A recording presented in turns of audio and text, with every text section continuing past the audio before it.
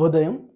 క్రీస్తునందు అత్యంత ప్రియమైనటువంటి దేవుని ప్రియ జనగమ, మన రక్షకుడైన యేసుక్రీస్తు వారి యొక్క ఉన్నత నామంలో మీ అందరికీ ఉదయకాల శుభాలు తెలియజేస్తున్నాను.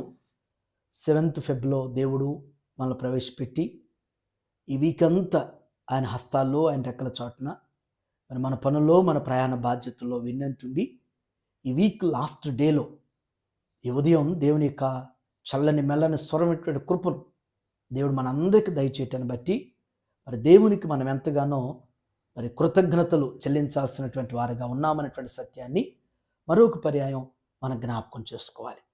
ఈ దినం మనం తేల్సిన దినాహారంలో దేవుని యొక్క వాక్యంతో పాటుగా ఎప్పట్లాగే ఒక క్వశ్చన్ను, ఆ క్వశ్చన్ యొక్క ఆన్సర్ని మీరు కామెంట్ బాక్స్లో పోస్ట్ చేయాల్సిందిగా మీకు జ్ఞాపకం చేస్తున్నాను.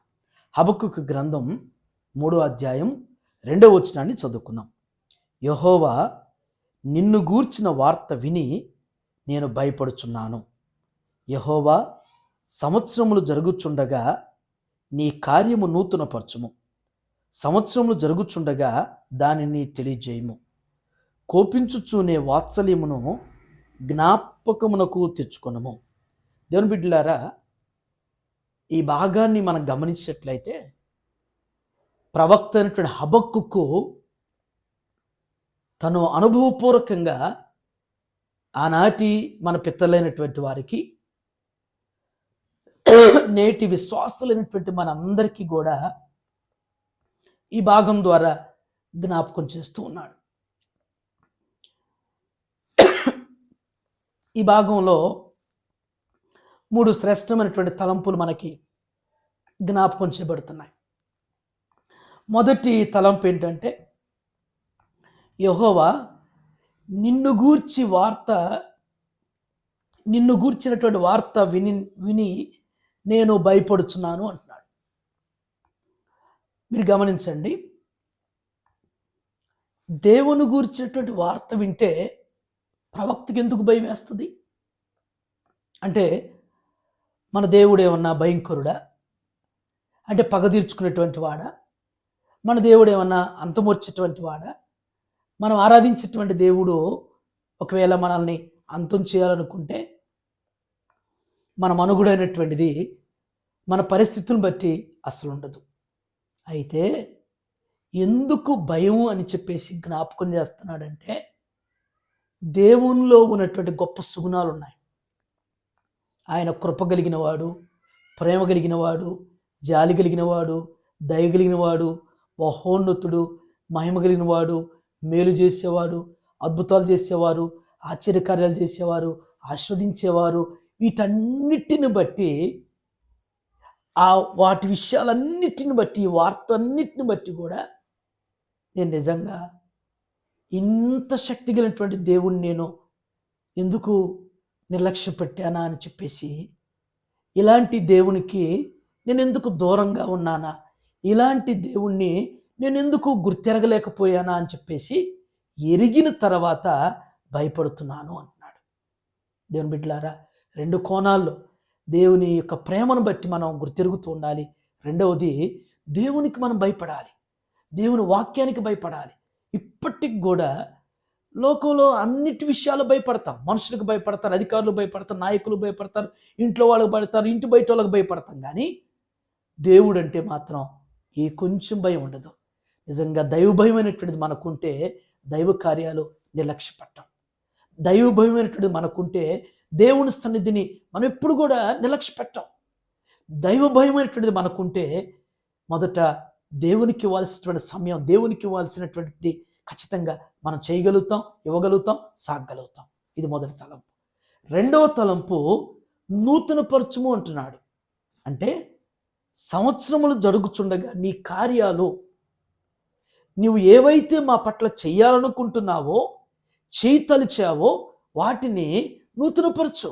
నిజమే, ఏదైనా నూతనపరచటం దేవునికే సాధ్యం, మనుషులకి అసాధ్యం. ఏదైనా సరే చూడండి, బైబిల్ గ్రంథాన్ని మీరు గమనిస్తే ఆది కాండం నుంచి మనం గమనిస్తున్నప్పుడు ఇది పాతది, ఇది పాతది, ఇది పాతది. కానీ పాత దాంట్లో క్రొత్తదనం అనేటువంటిది, నూతనత్వం అనేటువంటిది మన ప్రభు అనుగ్రహించేటువంటి వారు. మన ప్రభు ద్వారా మీరు ఎన్నో సందర్భాలు చూడండి, భౌతికమైనటువంటి వాటిలో కానీ, భూ సంబంధమైనవి, పర సంబంధమైనవి ఏవైనా సరే అవి దేవుడు నూతనపరిచేటువంటి వాడు. ఫర్ ఎగ్జాంపుల్ మనం గమనిస్తే మరి మనకున్నటువంటి విశ్వాసుల తండ్రి అని చెప్పబడేటువంటి అబ్రహాము, శారాలను మీరు గమనించండి. మరి వారి జీవితాలు నిండు వృద్ధాప్యం ఉన్నటువంటి జీవితాలు. అలాంటి జీవితాలు మనం గమనిస్తే చాలామంది నూతన నిబంధనలో జకరియా, ఎలిజబెత్ అనేటువంటి వారి జీవితాన్ని దేవుడు నూతనపరిచాడు. నూతన సంకల్పాన్ని దేవుడు వారి పట్ల స్థిరపరిచాడు. కాబట్టి శారా, ఎలిజబెత్ గర్భం ధరించి కుమారులు కన్నారు. ఇది నూతన కార్యం కాదా? ఎండిపోయినటువంటి యెషయా మొద్దు చిగురిచ్చింది. ఇజ్రాయెల్ దేశం మరి పూర్తిగా ధ్వంసం చేయబడి, అనేక పర్యాలు ధ్వంసం చేయబడి, ప్రాకార అగ్ని చేత కాల్చబడినటువంటి ఆ ప్రాంతాన్ని దేవుడు ఈనాడు సుందరమైనటువంటి రీతిలో దేవుడు నూతన పరచలేదా? ఎండిపోయినటువంటి ఎముకలు మహాసైన్యంలో మార్చలేదా? చనిపోయినటువంటి వ్యక్తుల్ని పాడి ముట్టితే ఆ మనుషుడు, ఆ వ్యక్తి, యవనస్తుడు లేచి కూర్చోలేదా? ఇది నూతన కార్యాలు. కాబట్టి దేవుడు సంవత్సరములు జరుగుచుండగా ఆయన కార్యాలు నూతన పరిచేవాడు. నీ జీవితంలో నూతన పరుస్తాడు. నీ కుటుంబంలో, నీ బిడ్డల జీవితంలో ఇంకింతేలే అనుకోవద్దు. పాత రాతి బాణలు, మరి ఆ బాణల్లో నుంచి రుచికరమైన ద్రాక్షరసం చివరి మటుకు వడ్డించలేదా? మన జీవితాలను కూడా మా బ్రతుకులు ఇంతే, మా జీవితం ఇంతే, మా కుటుంబం ఇంతే, మేమింతే, లేక ఇలాగా ఉండిపోతాం, ఎలా అయిపోతాం అనుకోవద్దు. అలా మాట్లాడొద్దు. దేవుడు ఎప్పుడు కూడా నూతనమైనటువంటి కార్యాలు చేయటానికి, నూతనమైనటువంటి సంకల్పం నీ పట్ల స్థిరపరచడానికి దేవుడు ఇష్టపడుతున్నారు. ఇది మరొక తలం పక్కనటువంటి మాట, కోపించుచూనే వాత్సల్యము జ్ఞాపకమును తెచ్చుకునము. దేవా, నీవు కోపం వస్తే కోపపడతావు, కానీ అది నిమిషం మాత్రమే. అయితే నీ వాత్సల్యత ఎప్పుడు మా మీద ఉంటుంది. అది మేము జ్ఞాపకం చేసుకుంటాం. అయ్యా, నీ కోపం నిమిషం మాత్రం, నీ వాత్సల్యత, నీ దయ ఆయుష్కాలం అంతా కూడా మా ఎడల అనుగ్రహించేటువంటి వారు అని చెప్పేసి జ్ఞాపకం చేసుకుంటున్నాం. దేవుడు జ్ఞాపకం చేసుకుంటున్నట్లుగా మనం కూడా జ్ఞాపకం చేసుకోవాలి. మనల్ని ఆయన ఎప్పుడు కూడా, ఆయన జ్ఞాపకంలో మనల్ని ఎప్పుడు ఉంచుకుంటాడు. మనమే దేవుని జ్ఞాపకం ఉంచుకోలేం, దేవుని కార్యాలు జ్ఞాపకం ఉంచుకోలేం, దేవుని వాక్యాన్ని జ్ఞాపకం ఉంచుకోలేం, దేవుని సన్నిధి జ్ఞాపకం ఉంచుకోలేం. మిగిలిన భౌతికమైనవన్నీ కూడా జ్ఞాపకం ఉంచుకుంటాం.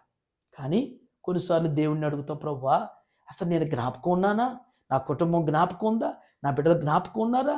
మమ్మల్ని మర్చిపోయారు, మమ్మల్ని విడిచిపెట్టారు అని మనం మాట్లాడతాం. మరి దేవుడు మనల్ని అడిగితే, నేను జ్ఞాపకం ఉన్నానా అని అడిగితే దానికి సమాధానం మాత్రం కాలం పట్టింది, సంవత్సరాలు పడతాయి మన జీవితంలో. కాబట్టి ఉదయకాల సమయంలో దేవుని యొక్క కార్యాలు బట్టి భక్తుడు ఎలాగా దేవుని బట్టి భయపడ్డాడో మనం కూడా ఆయన కార్యాలను బట్టి మనం కూడా గుర్తెరగాలి. రెండవది, నూతన కార్యాలు దేవుడు అనుగ్రహించేటువంటి వారు, ఆయన వాత్సల్యత నిత్యం మనకు అనుగ్రహించేటువంటి వారు అనేటువంటి సత్యాన్ని గుర్తెరుగుతూ విశ్వసిస్తూ ముందుకు సాగుటకు పరిశుద్ధాత్మను సహాయం చేయనిగాక. ఆమేన్. ఇది మన క్వశ్చన్ ఏంటంటే, మన కార్యాలు నూతన పరచటం ఎవరికి సాధ్యపడుతుంది?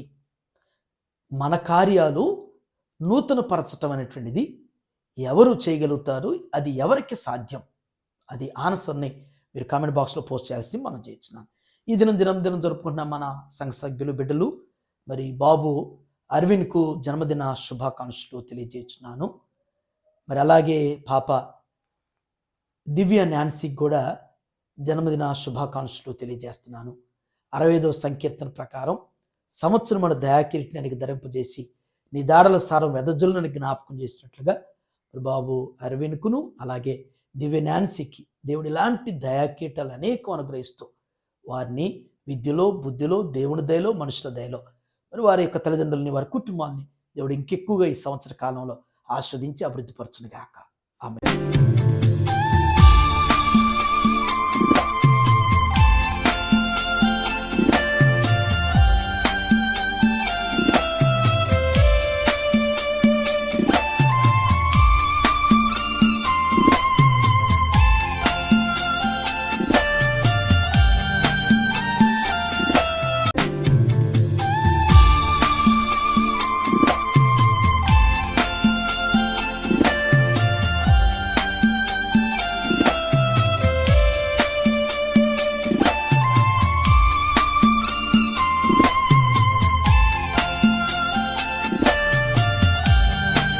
ప్రార్థన చేసుకుందాం. మహోన్నతుడైన తండ్రి, కృపగలిగిన నాయన, జీవం గల మా రక్షక, మీకు వందనాలు. ఈ వీక్ అంతా నాయన మీ కాపుదల్లో మమ్మల్ని భద్రపరిచి నడిపించారు, బలపరిచారు, సంరక్షించినందుకు మీకు వందనాలు. ఈ వీక్ లాస్ట్ డేలో నా తండ్రి, ఈ ఉదయం నాయన శ్రేష్టమైనటువంటి మీ వాక్యం చేత మాతో మీరు మాట్లాడినందుకు వందనాలు చెల్లిస్తున్నాం. తండ్రి, మీ కార్యాలు నూతన పరిచేటువంటి దేవుడు నా ప్రభువా, అనునిత్యం మా ఎడల మీ వాత్సల్యతను కనపరిచేటువంటి దేవుడు నా తండ్రి. దేవా, మీ వాత్సల్యత నిత్యం మా మీద ఉంటుందనేటువంటి సత్యాన్ని బట్టి నా తండ్రి, మేము కూడా నా ప్రభువా గ్రహింపగలిగి గుర్తిస్తూ నా తండ్రి మీకు లోబడేవారుగా, మీకు భయపడి అయ్యా మీ వాక్యానికి విధేయత కలిగి జీవించడం ఏంటో మాకు తెలియపరచండి, మాకు నేర్పించండి. అట్రీతిగా నేను అనుసరింపజేస్తూ బలపరచమని ప్రార్థన చేస్తున్నాను. ఎత్తబడిన వాక్యం ప్రతి హృదయంలో నీరుగట్టి ఫలింప చేయండి ప్రభువా. నిజమేనా తండ్రి, సంవత్సరాలు గడుచుతుండగా నీ కార్యాలు నూతన పరుస్తాను సెలవిచ్చారు. గడిచిన మాసంలో నాయన మీరు ఏ రీతిగా నడిపించారు, గడుస్తున్న మాసంలో కూడా నా తండ్రి మీరు నాయన నూతనమైనటువంటి కార్యాలు, నూతనమైనటువంటి ఉద్దేశాలు, నూతనమైనటువంటి ప్రణాళికలు ప్రభువా మీ బిడ్డలైనటువంటి మా పట్ల స్థిరపరచమడుగుచున్నాను తండ్రి. దేవా, ఈ ఉదయం టీల సన్నిధానం చూస్తున్న ప్రతి బిడ్డను, ప్రతి కుటుంబాన్ని కూడా జ్ఞాపకం చేసుకోండి.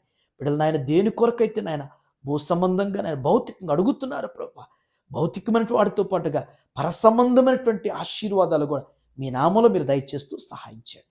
రానటువంటి నాయన మరి వీక్లో కూడా బిడ్డలు చేరినటువంటి వారి పనుల్లో, ప్రయాణాల్లో బాధ్యతలు మీరు తోడండి, మీ కృపాక్షేమలతో నడిపించండి. ఈ దినం నాయన జన్మదినం జరుపుకుని వచ్చిన బిడ్డలకు జ్ఞాపకం చేసుకోండి. అయ్యా, మరి అరవిని బట్టి మీకు వందనాలు, వారి తల్లిదండ్రులను బట్టి స్తుతిస్తున్నాను ప్రభా. బిడ్డనైనా వయసులో, మీ దయలో, మనుషుల దయలో వర్ధిల్లుటకు మీ కృప దయచేస్తూ దీవించండి. అయ్యా, దివ్య నాన్సీని జ్ఞాపకం చేసుకోండి. బిడ్డకి నాయన మీరు ఇచ్చిన దయాకిరీటను బట్టి వందనాలు ప్రభా. ఇలాంటి బర్త్డేస్ అనేకం జరుపుకోవడానికి మీ కృప దయచేస్తూ విద్యలో, బుద్ధిలో, మీ దయలో, మనుషుల దయలో వర్ధిల్పచేయండి. వారి తల్లిదండ్రులను మీరు దీవించి మీ కృపలో బలపరచమని యేసయ్య నామంలో ఈ ప్రార్థన మీకు సమర్పించున్నాను తండ్రి. ఆమేన్. దేవుడు మీ అందరికీ తోడైనను గాక. ఆమేన్.